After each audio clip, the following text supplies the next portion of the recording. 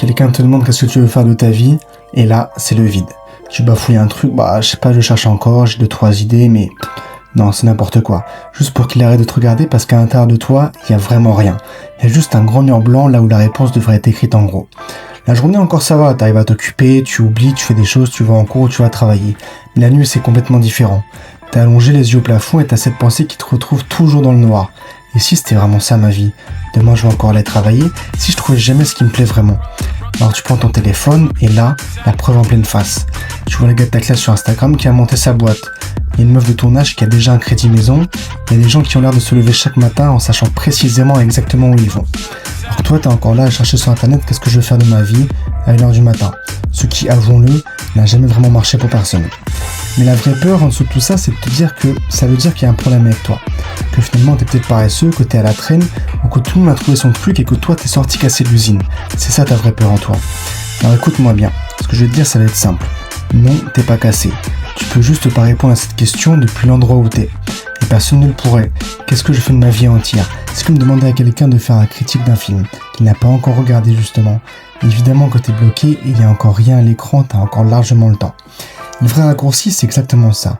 Arrête de demander qu'est-ce que je fais de ma vie et commence à demander c'est quoi un petit truc que je pourrais tester cette semaine qui m'intrigue ou qui m'intéresse un petit peu. Ça a l'air de rien mais c'est pourtant tout le secret. Je te montre comment faire dans 1 minute. Mais avant ça, faut être honnête sur un truc. Si ce vide c'est pas juste je sais pas trop, si c'est le genre où tout devient gris, tout devient plat et tout devient éteint, ou même les trucs que t'aimais te font plus rien, là c'est notre conversation. Et elle vaut le coup d'être eue avec un vrai humain, un proche, un professionnel. Il y a zéro honte à ça. Mais le je sais pas où je vais de tous les jours, ça on peut carrément travailler avec et tu vas comprendre ce que je vais te dire. Parce qu'on a tous reçu le même mensonge. Que quelque part il y a une vocation, un seul vrai chemin avec ton nom qui est écrit en gros dessus, et qu'un jour tu vas juste le savoir comme ça. Les nuages s'écartent, la musique monte et voilà, c'est ça, c'est une belle histoire, mais c'est pas un film donc c'est complètement faux. Et suite ta passion, c'est encore pire. Ça traite la passion comme un truc qui est caché dans un buisson, déjà tout formé et qui t'attend. Sauf que la passion, ça ne se cache pas et ça se construit jour en jour.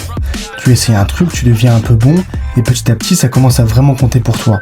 L'amour vient après, comme une corne sous la peau, à force de frotter.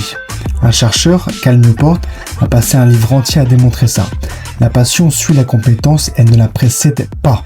Donc attendre de te sentir passionné avant de commencer, c'est comme te planter devant une cheminée froide en disant « donne-moi de la chaleur et après je mettrai le bois ».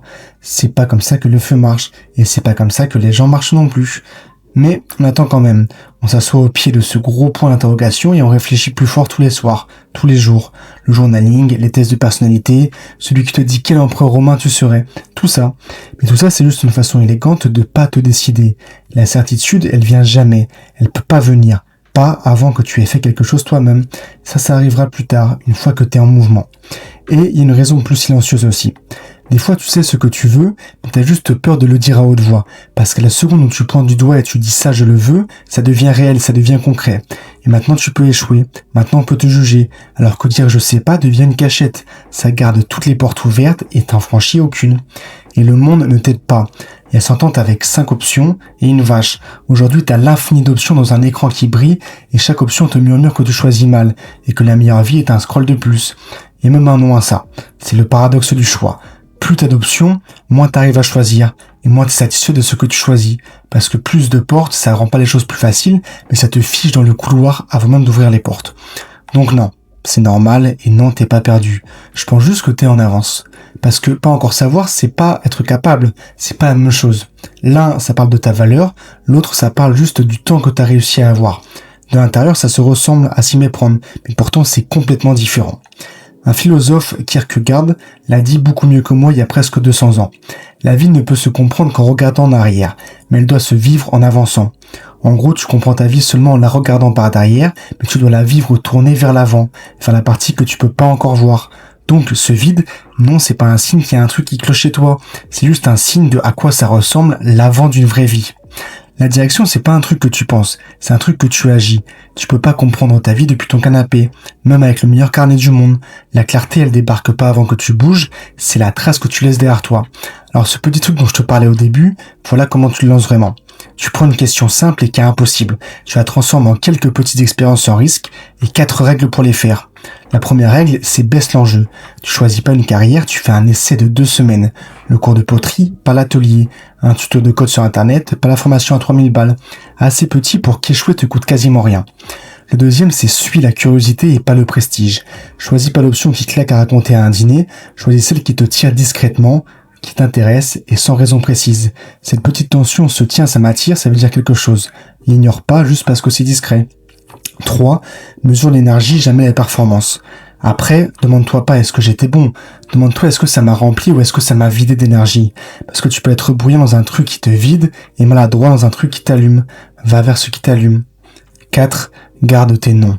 Chaque expérience qui te vide, c'est une réponse aussi. C'est un mur que t'arrêtes de te reprendre dans la face. Et franchement, un non que t'as vraiment vécu vaut 1000 fois mieux qu'un peut-être que t'as juste imaginé pendant des années. Et avant que tu me dises oui, mais si j'essaie plein de trucs et que je sais toujours pas ce que je veux faire, alors tu en sauras déjà plus que maintenant. 2-3 trucs rayés de ta liste, c'est un qui t'a pas vidé, peut-être 2 personnes rencontrées qui font vraiment ça. Bref, tout ce que tu fais en plus va te rapprocher de ce que tu aimes et t'éloigner de ce que tu aimes pas. Forcément, ça te rapproche. C'est pas une carte, mais c'est assez de direction pour faire un pas de plus vers l'avant. Donc si tu sais pas quoi faire de ta vie, non, t'as jamais été cassé, t'as pas de problème. T'étais juste immobile, en train d'attendre une certitude qui ne vient que quand on bouge. Tu verras pas tout l'escalier d'en bas, et non, t'en as pas besoin. Juste la prochaine marche, puis celle d'après et encore après. Le chemin apparaît pas pour que tu le marches, tu marches et il apparaît derrière toi. Alors cette semaine, essaie pas de répondre à la grande question. Fais une petite expérience, juste une, et fais gaffe à ce que ça t'a fait ressentir réellement. Bref, courage mon frère, on est ensemble. Ciao.